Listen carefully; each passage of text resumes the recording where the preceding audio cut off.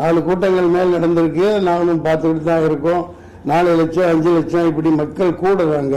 அப்படி கூடையில போன வாரம் கூட சொல்லியிருக்காரு. அதுலதான் பார்க்கிறேன் காணொலியில. நாங்க என்ன கேட்கிறோம், உங்கள்கிட்ட ஒரு பெரிய இடமா கொடுங்க, மக்கள் நின்று சந்தோஷமா பார்த்துட்டு கேட்டுட்டு போகட்டும்.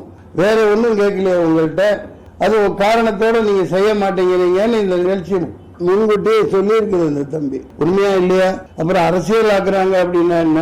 கேவலமான கேடுகட்ட அயோக்கியத்தனமான அரசியல் தானே. சொந்த மக்கள் அப்படி காவு கொடுக்கலாமா? சொந்த மக்களை சொந்த ஊர்க்காரங்களை காவு கொடுத்துட்டு நல்ல வேஷம் போட்டுட்டு இருக்காங்க. இதுக்கு ஒன்றும் அவங்களுக்கு மேல என்ன சொல்றதுன்னு தெரியல. வேற எந்த தாளிகைகளையா?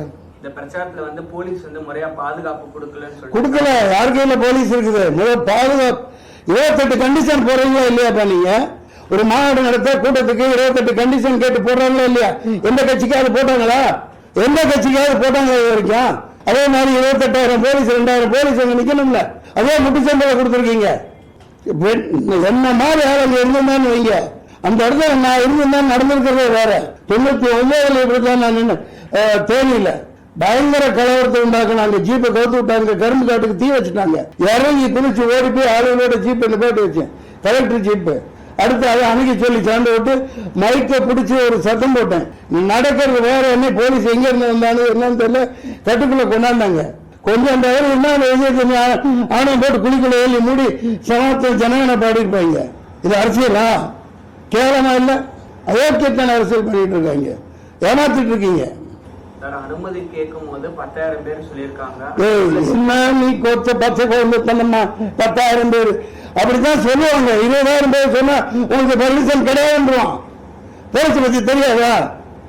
போலீஸ்காரங்க நல்லவங்க. அவங்க என்ன செய்வாங்க, மேல என்ன ஆர்டரோ என்ன உத்தரவோ அதுபடி அவங்க நடந்துக்குவாங்க. அவ்வளவுதான் அவங்களால முடியும். அனுமதி கேட்கல 10,000 பேர் வருவாங்க அப்படித்தான் கொடுக்கணும். அவங்க அதுதான் நடைமுறை. 10 பேர் அந்த கூட்டத்துக்கெல்லாம் வரமாட்டாங்க. எல்லாம் பிரியாணி போட்டணும், சாராயம் 100 ரூபா 200 ரூபா காசு, இதை கூட்டம் போடுவான்.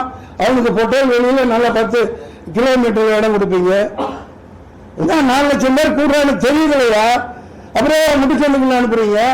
பயங்கரமா பலம் பண்ணி வச்சுட்டு 500 குண்டர்களுக்கு மேல பயங்கரமான ரவுடிகளை எத்தனை கத்தி குத்து பண்ணான்னு தெரியல. நான் சொல்லல, நம்ம மக்கள் சொல்லிட்டு இருக்காங்க, வந்துட்டு இருக்கு. பாத்தீங்களா இல்லையா?